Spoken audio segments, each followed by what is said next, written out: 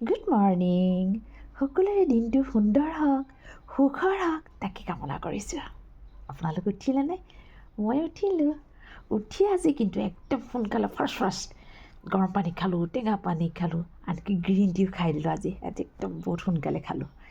আজি এই সুন্দৰ বেলাতে আকৌ এটা আপোনালোকক কথা কওঁ। এটা কথা কওকচোন, হয়তো কোনোবাই কেতিয়াবা কিবা কাৰণত মানুহে এদিন গা নুধুব পাৰে বা দুদিন গা নুধুব পাৰে দেই। শুনক, সদায় যিজন মানুহে সদায় গা পা ধুই ভগৱন্তৰ ওচৰত প্ৰাৰ্থনা কৰে, পুৱাৰ প্ৰতিটো কাম কৰি যায় ন, কিন্তু গাটো সদায় ধুৱে।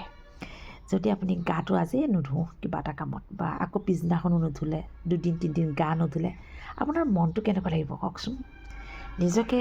নিজে আপুনি পালে ধুনীয়াকৈ ড্ৰেছ পিন্ধক, পাৰফিউম লগাওক, একদম ধুনীয়াকৈ মেকআপো কৰক, কিন্তু আপোনাৰ চফা লাগিবনে বাৰু কওক। সাংঘাতিক ধুনীয়া কইনাটো আজি। মই নাজানো, বেলেগে দেখিলে হয়তো আপোনাক ধুনীয়া দেখিব পাৰে, কিন্তু আপুনি আপোনাৰ নিজৰ আত্মাই আপোনাক কৈ থাকে মই বহুত লেতেৰা হৈছোঁ, ব'লা না মোক গা ধুৱাই দিয়া, মোক গা ধুৱাই দিয়া, মোক গা ধুওঁ। কয় নকয়? মনটোৱে কয় নকয়? কয় ন? যদি আমি সদায় মনত ৰাখিব, এনেকৈ গা নুধুওঁতে গাত কি হ'বগৈ কওকচোন।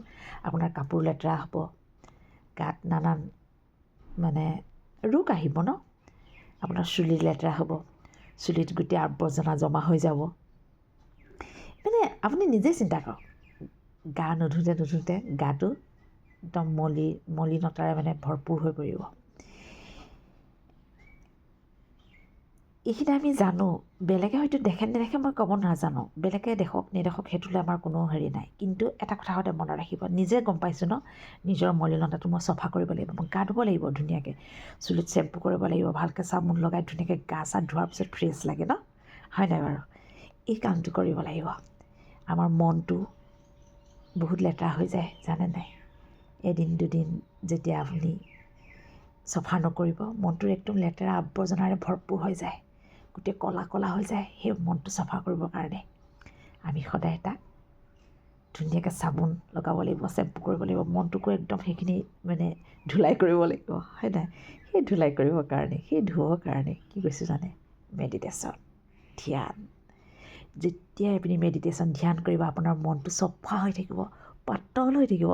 যেনেকৈ চাবচোন, মূৰটো কেইবাদিনো নুধুলে মূৰটো গধুৰ লাগে ন, যেতিয়া ধুই দিয়া হয় পাতল লাগি যায় ন। ঠিক তেনেদৰে আমাৰ মনটো যেতিয়া আপুনি ধ্যান নকৰিব, চাব, মনটোক যদি আপুনি সাৰ নোযোগায়, মনটোক যদি আপুনি চফা নকৰে, মনটোক যদি ক্ৰীম নাসানে, মনটোক যদি ধুনীয়াকৈ, মই কৈছোঁ নহয়, চাবোন তাবোন লগোৱাৰ পিছত মনটোকো ক্ৰীম সানিব লাগিব, যদি নাসানে মনটো লেতেৰা হৈ যাব।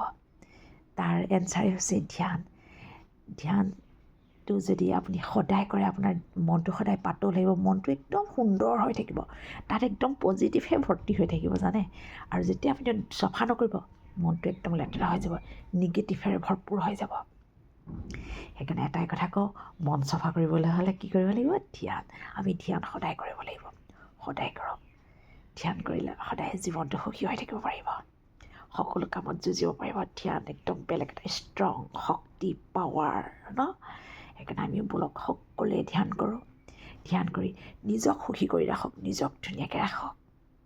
এতিয়া সদায় বিচাৰোঁ, আকৌ এবাৰ কওঁ, আপোনালোকৰ দিনটো সুন্দৰ হওক, সুখৰ হওক তাকে কামনা কৰিছোঁ।